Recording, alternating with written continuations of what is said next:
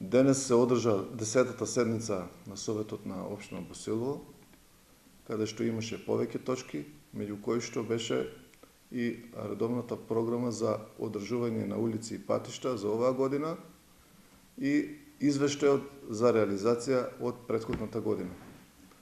Во оваа година во планот за реализација влегува населените места Босилово, Бориево, Иловица и локалниот патен правец Еднокуќево Муртино, кој што се заврши пред неполумесец преку Центарот на Југоисточниот плански регион. Со реализација на овој проект ќе се овозможи поврзување на општините Босилово и Струмица, односно населените места Муртино и Еднокуќево, и ќе се овозможи едно кружно движење на патниот сообраќај.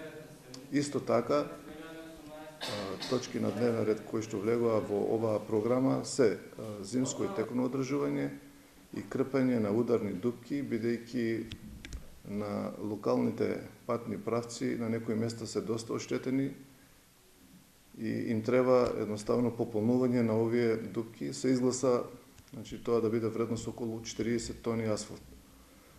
Се надевам дека во иднина овие населени места кои што не влегува оваа година, бидејќи овие средства во висина од 2 милиона и 300 денари се од јавното претпријатие за државни патишта, ќе влезат од некоја друга програма на финансирање, како што се Бирото за регионален развој, Министерството за земјоделие или платежната агенција, односно Агенцијата за финансиска поддршка во земјоделието и руралниот развој.